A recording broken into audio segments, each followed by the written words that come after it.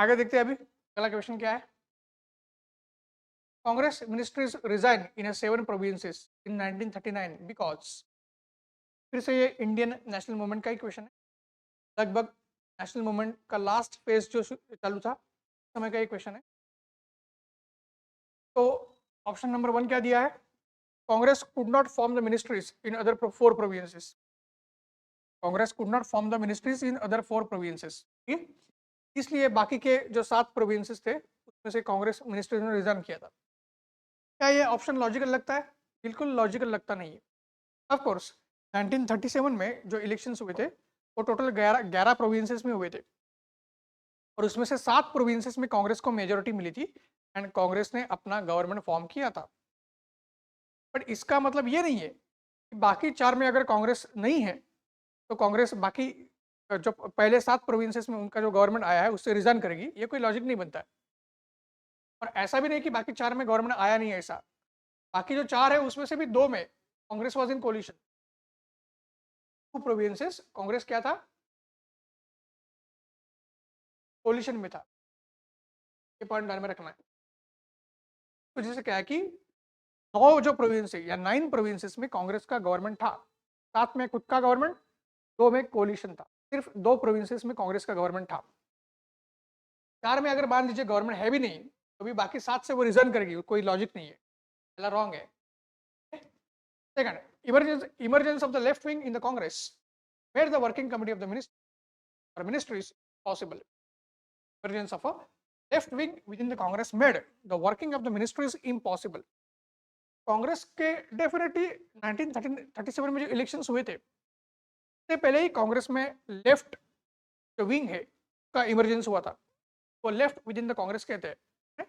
कांग्रेस में left within the Congress का rise हुआ था and in fact Jawaharlal Nehru and Subhash Chandra Bose, वो ये दोनों यंग लीडर थे जो socialism and socialistic approach and objectives के ऊपर फोकस कर रहे थे और कांग्रेस में सोशलिज्म कहीं ना कहीं प्रमोट करने में उनका रोल रहा है, उनको left within the Congress कहा जाता है। बट इसका मतलब ये नहीं है कि कांग्रेस कम्युनिस्ट पार्टी बनते जा रहा था। कांग्रेस कोई कम्युनिस्ट आइडियोलॉजी में या एक्सट्रीम लेफ्ट आइडियोलॉजी में जा रहा था, ऐसा कुछ नहीं है। और उस वजह से कांग्रेस का फंक्शनिंग इम्पॉसिबल हुआ, ऐसा भी बिल्कुल नहीं है। ये पॉइंट ध्यान में रखना है। ये भी ऑप्शन गलत है।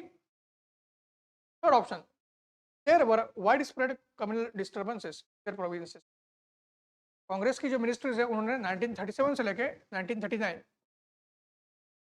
से लेके 1939 2.5 ईयर्स काम किया था। 2.5 ईयर्स काम किया था। बट एक भी बार कोई कम्युनल राइट हुआ, एक भी बार कोई कम्युनल राइट हुआ ऐसा एग्जाम्पल हमें कांग्रेस में दिखता नहीं है। Not on a single occasion we get to know और we get to see of any of the evidences or incidences of the communal rights in the Congress provision. ये भी रॉन्ग है। क्या डी सही है? डी में क्या लिखा है?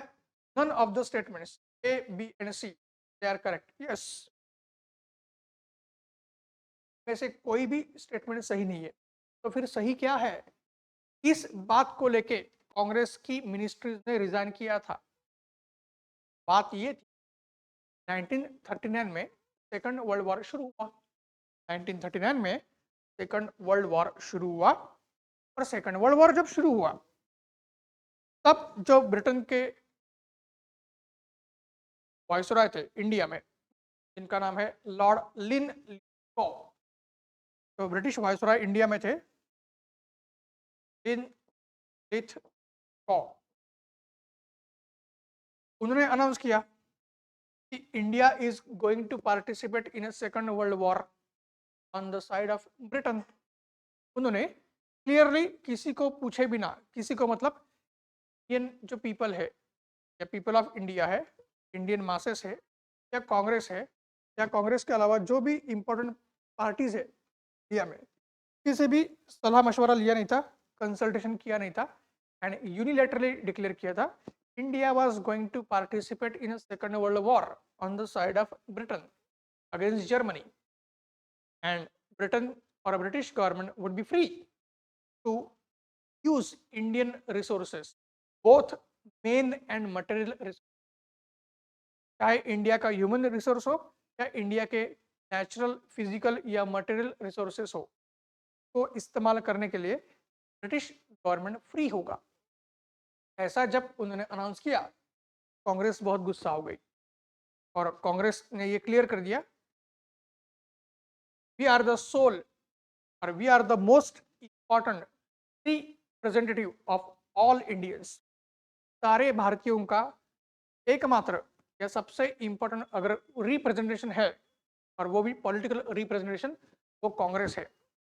और इस बात को लेकर आपको ध्यान में रखना है, इन लीगों का कहा गया था, कांग्रेस को पूछे बिना या कांग्रेस से कंसल्ट कर किए बिना ऐसा कोई भी डिसीजन आप ले नहीं सकते। और अगर आपने कांग्रेस को कंसल्ट किया भी होता, ऐसे जो डिसीजन है उसको कांग्रेस कभी सपोर्ट नहीं करेगी।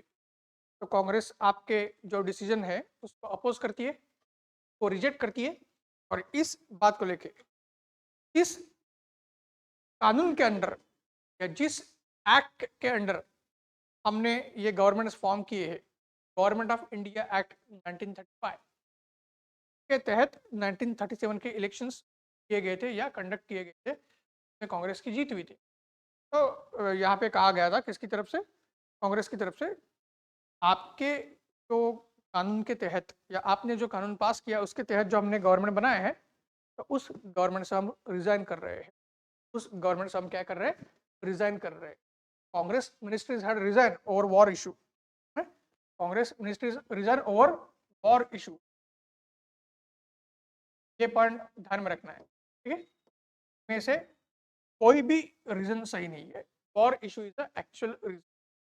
इस तरीके से हमें चीजों को ध्यान में रखना है, ठीक है। आगे देखते हैं क्या है। Who among the following was associated with or associated as secretary with Mill School? Later came to be known as Bethune। 2021 का क्वेश्चन है और फिर से क्या है, कहीं ना कहीं पर्सनालिटी बेस्ड क्वेश्चन। ये ऑप्शन में जो 4 ऑप्शन हमें दिए गए, सारे इंपॉर्टेंट पर्सनालिटीज है मॉडर्न इंडिया के। तो अगर आप देखते हो टू मिल स्कूल बात करेंगे, कहीं ना कहीं कौन आएगा, एक तो ईश्वर चंद्र विद्यासागर है, ठीक है, और एक तो एनी बेसेंट है। देवेंद्रनाथ टैगोर ये आपके ब्राह्मो समाज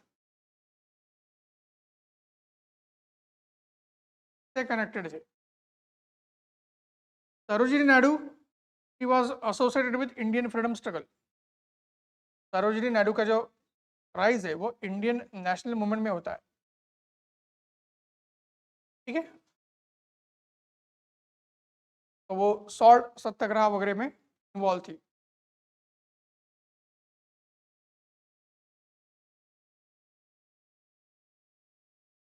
तो ये 2 ऑप्शन हम एलिमिनेट कर सकते हैं। अभी बस बचा हुआ कौन है, एनी बेसेंट एंड ईश्वर चंद्र विद्यासागर। अभी हमें ये ध्यान में रखना है, जो एनी बेसेंट और ईश्वर चंद्र विद्यासागर है, ये ध्यान में रखना है हमको। एनी बेसेंट और जो ईश्वर चंद्र विद्यासागर है, में क्या आएगा आपका, में एक चीज क्लियर है,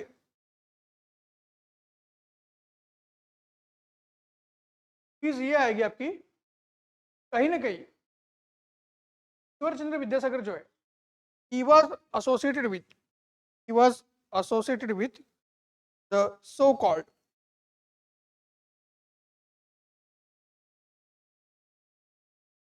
the formation of Bethune school। Ishwar Chandra Vidyasagar he was associated with the formation of Bethune school। और जो बेथुन स्कूल थी वो 1849 में एस्टेब्लिश हुई थी। जो बेथुन है वो कब एस्टेब्लिश हुई थी, 1849 में।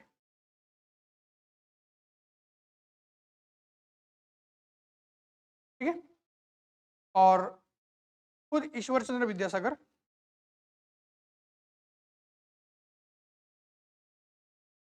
और उनके साथ